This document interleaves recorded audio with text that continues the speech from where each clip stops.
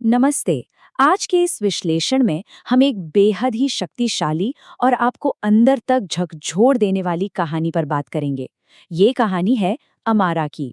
हम देखेंगे कि कैसे एक विनाशकारी तूफान के बीच ये समुदाय अपने अंदर की हताशा और बाहर के क्रूर अत्याचार दोनों से एक साथ लड़ता है। ये सच में एक बहुत ही नाजुक आश्रय को बचाए रखने की कहानी है। इस पूरी कहानी की गहराई को समझने के लिए आपको अमारा के इस एक दर्द भरी चीख को महसूस करना होगा। मैं कीचड़ में वापस नहीं जाऊंगी। ये कोई मामूली सी लाइन नहीं है। ये हालात के सामने घुटने टेकने से उसका साफ इनकार है। ये उन शब्दों में छुपी हताशा है जो इस टूटे फूटे स्कूल को किसी भी कीमत पर बचाए रखने की जद्दोजहद को दिखाती है। हिस्सा 1, निराशा का तूफान। अब देखिए, इस कहानी को समझने के लिए हमें सबसे पहले उस घुटन को समझना होगा जो स्थानीय साहूकार दिनेश ने पैदा कर रखी है। उसके गुंडे स्कूल के बाहर खड़े होकर बच्चों के माता पिता को खुलेआम डराते धमकाते हैं, जिससे स्कूल में बच्चे आना कम हो गए हैं। मतलब असल तूफान के आने से पहले ही ये लोग एक बहुत ही डरावने सामाजिक तूफान का सामना कर रहे हैं। अब जरा इस स्थिति को देखिए, कितना बड़ा कॉन्ट्रास्ट है यहाँ।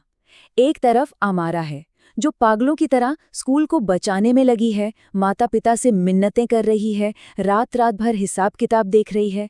और दूसरी तरफ उसका पति भाविन जो गहरे डिप्रेशन में डूबता जा रहा है।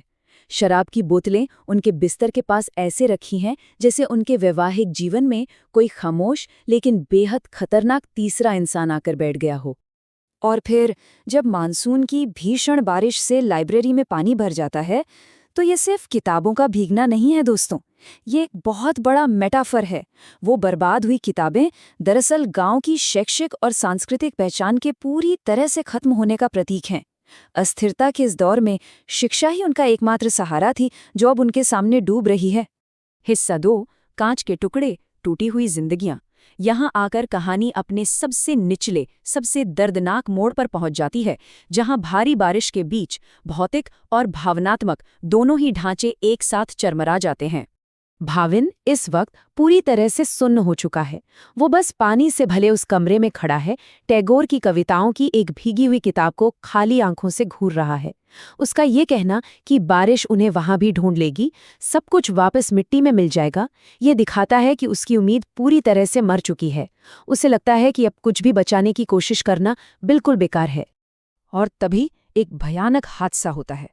भाविन का पैर फिसलता है और वो सीधे कांच के साइंस कैबिनेट से जा टकराता है। वो जो कांच के टूटने की तीखी, तेज और खौफनाक आवाज है ना, वो सिर्फ एक कैबिनेट की टूटने की आवाज नहीं है। वो टुकड़े दरअसल इस पति पत्नी की व्यक्तिगत स्थिरता और उनकी बची खुची उम्मीदों के चकनाचूर होने का सबसे बड़ा प्रतीक है। टूटे कांच के उन टुकड़ों के बीच खून से लथपथ पड़ा भाविन आखिरकार अपनी अंदरूनी घुटन को शब्दों में बाहर निकाली देता है। धोखेबाज से लेकर माहिर तक, एक ऐसे आदमी के रूप में जिसके पास शब्दों के सिवा देने को कुछ नहीं है। सोचिए, वो खुद को लेकर कितना बड़ा इम्पोस्टर सिंड्रोम महसूस कर रहा है। उसे अंदर ही अंदर हमेशा ये डर खाए जा रहा है कि वो एक दिन धोखेबाज साबित हो जाएगा। हिस्सा 3, अमारा की खामोश लड़ाई। यहाँ नजरिया एकदम से अमारा की तरफ घूम जाता है। टूटी हुई छत से बारिश की बूंदें सीधे भाविन के चेहरे पर गिर रही हैं और अमारा बिल्कुल खामोशी से उसके घावों को साफ कर रही है। इस सीन में जो कॉन्ट्रास्ट है वो सच में रोंगटे खड़े कर देने वाला है। एक तरफ कांच के टूटने का वो तीखा, हिंसक और अराजक शोर, और दूसरी तरफ फर्श पर घुटने टेके अमारा की बेहद खामोश लेकिन हताश प्रार्थनाएं। वो अपने स्कूल, उन बच्चों और अपने पति के लिए चुपचाप दुआएं मांग रही है। ये टूटती दुनिया के खिलाफ एक नरम लेकिन बहुत गहरा प्रतिरोध है। अब ये बात बिल्कुल डरावने तरीके से साफ हो जाती है कि अमारा असल में 2 अलग अलग मोर्चों पर लड़ रही है। बाहर वो दिनेश के अत्याचार और इस खौफनाक तूफान से लड़ रही है, और अंदर वो भाविन की शराब की लत से जूझ रही है। और सबसे दिल तोड़ने वाली बात यह है कि उसे लगने लगा है कि वो दोनों ही लड़ाइयां हार रही है। तो अब यहाँ एक बहुत बड़ा सवाल खड़ा होता है।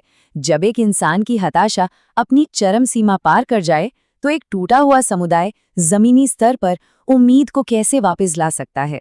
यहीं से इस विश्लेषण का एक बहुत ही अहम टर्निंग पॉइंट शुरू होता है। हिस्सा 4, सामूहिक प्रयास और सामाजिक जुड़ाव। अगले ही सुबह कहानी का लेंस अचानक से बड़ा हो जाता है। बात अब सिर्फ एक इंसान के दुख की नहीं रही, ये अब माता-पिता की एक बेहद सशक्त और सामूहिक जीत की कहानी बन जाती है। रोहन की मां के नेतृत्व में गांव वाले एकजुट होकर स्कूल पहुंचते हैं। उनके पास कोई बड़ी चीजें नहीं हैं, बस कुछ साधारण औजार और प्लास्टिक की चादरें हैं। लेकिन उनका इरादा वो बिल्कुल पक्का है। एक सामूहिक हीरो की तरह वो साफ कर देते हैं कि वो अपने बच्चों के भविष्य को इस तरह बर्बाद नहीं होने देंगे।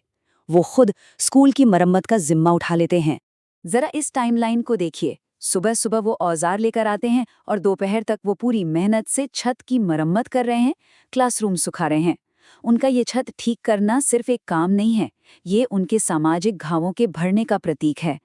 नष्ट हुई किताबों का वो भारी दुख अब गांव वालों की इस नई जबरदस्त ऊर्जा में बदल चुका है। और भाविन, वो अपनी खिड़की से ये सब देख रहा है।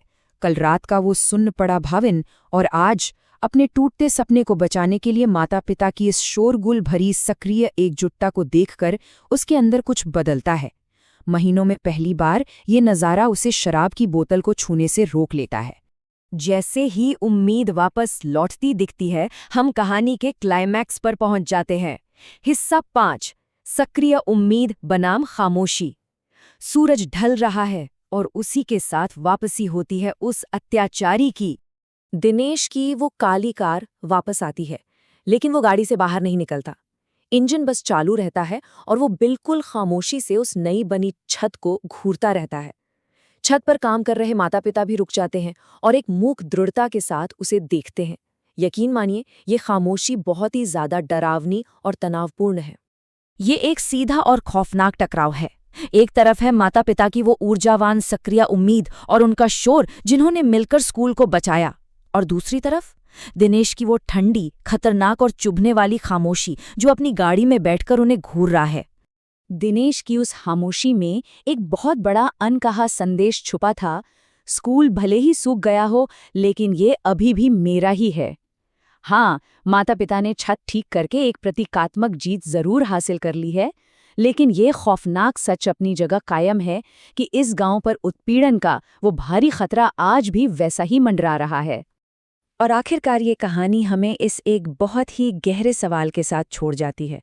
आज इन माता पिता ने मिलकर एक लड़ाई तो जीत ली है, लेकिन क्या उनका ये नया सामूहिक हौसला उन आने वाले तूफानों और सालों से जमे हुए अत्याचार के सिस्टम का सामना करने के लिए काफ़ी होगा?